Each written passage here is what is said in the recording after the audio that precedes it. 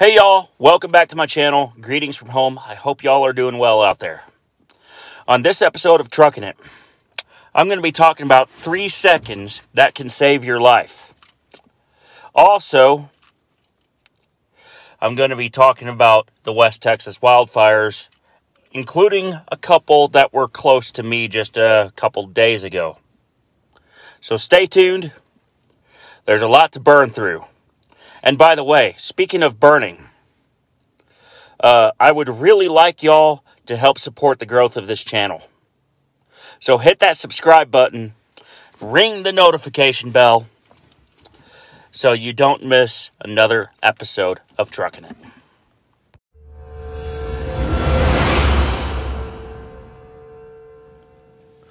Okay, so now that I've got a nice quiet place to do this, well, maybe not, because I'm in the semi right now, in the sleeper berth, as you can see. Parked. Got some time to relax. Let's talk about seatbelts and also what happened last week. And just the other day. So, the reason why this video is a bit late getting out is because my area was getting hit by wildfires, tornadoes, and severe weather in general. So, I was able to just put this on hold for a little bit. My thoughts and prayers go out to the families that have been affected by all this. It's just crazy how Texas weather gets sometimes. So now, some of y'all saw a viral video yesterday in regards, speaking of tornadoes. And this will directly tie into the topic. It shows a Chevy Silverado crew cab pickup truck, or maybe it was an Avalanche. It was something similar to that, with the 4 doors and the short bed. And the driver was on Highway 290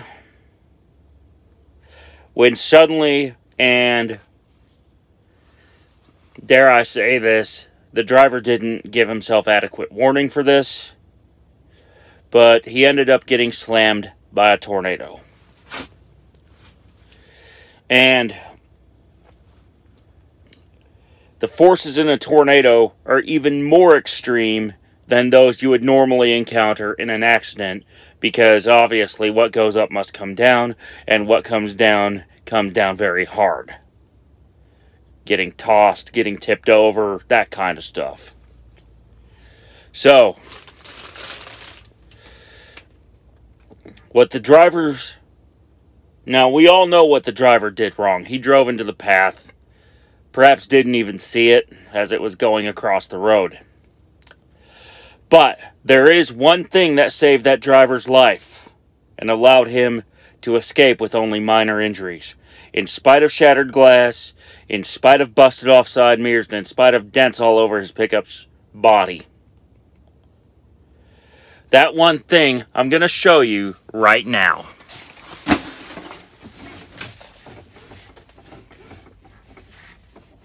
See this? Yes, I know. Hold on. I know there was luck involved. But I also know that seatbelts truly do save lives. And yesterday was just another classic example of that, based off the video that was released. So,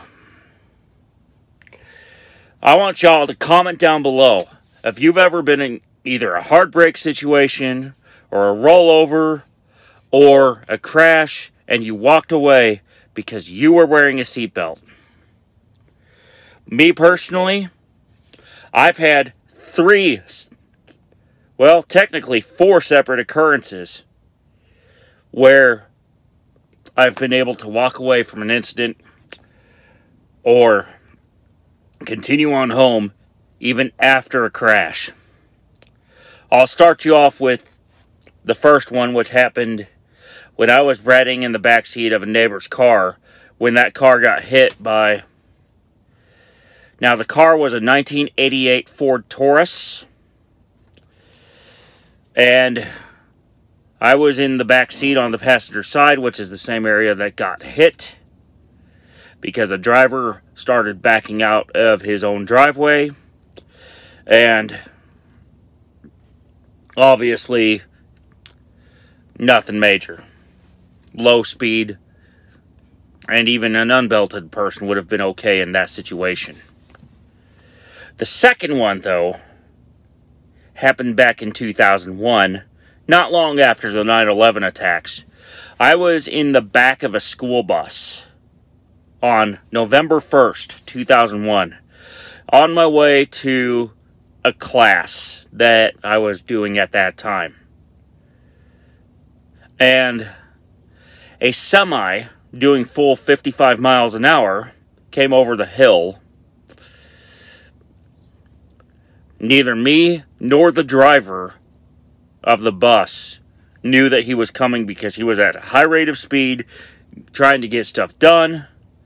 And as the bus starts turning the corner, the next thing I know, the semi plows into the driver's side of the bus.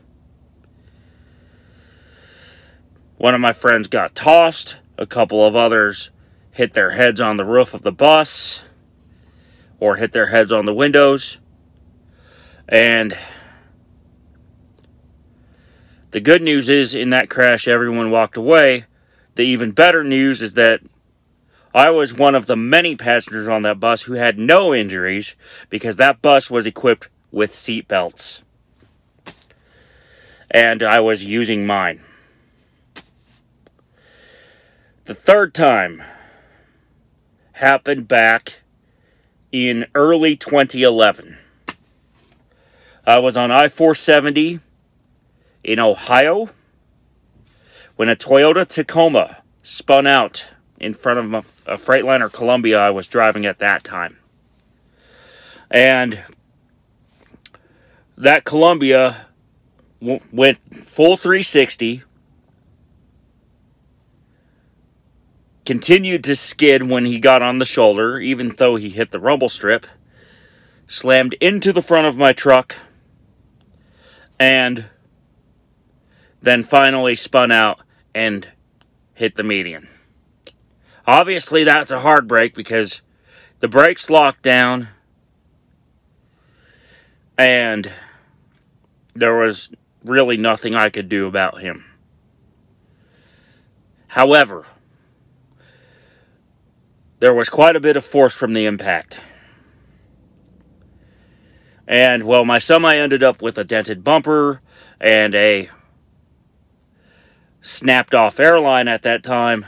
The Tacoma fared far worse, and both me and the Tacoma's driver were able to drive away. Again, a testament to the one action that both me and that pickup's driver did. Lastly, and by the way, that driver got a ticket for failure to control his vehicle. So, shout out to Bonehead Four-Wheelers. I mean the Bonehead Truckers channel, which I frequently comment on. So, lastly, and most recently, I got rear-ended back in December of 2021 in my Tundra. A minivan driver who was uninsured plowed into the back, causing damage to my passenger side bumper cover, my license plate frame, and the trailer hitch attachment that was on my truck at the time. And the repairs are not inexpensive, but because the Tundra's safety features kicked in, the seat back held up, and because I had my belt on and the pretensioner worked for this situation, I was able to walk away and check the damage, then get the Tundra restarted. Check the other guys' vehicles out because hidden damage is a big thing in that type of a crash. And get them over to Quick Trip, where I was able to then exchange insurance information, file the claim, and talk with the law. Talk with some cops in particular. And I'm just glad that in those 4 instances, the seatbelt did its job. And I'm strongly recommending, if you're in any sort of vehicle, whether a driver or a passenger, if you're not moving about that vehicle for things like, let's say if you're on a bus going to the restroom, or if you're in a big truck like this trying to get between the passenger seat and the sleeper, for obvious reasons. Of course, drivers need rest. Wear your dadgum seatbelt.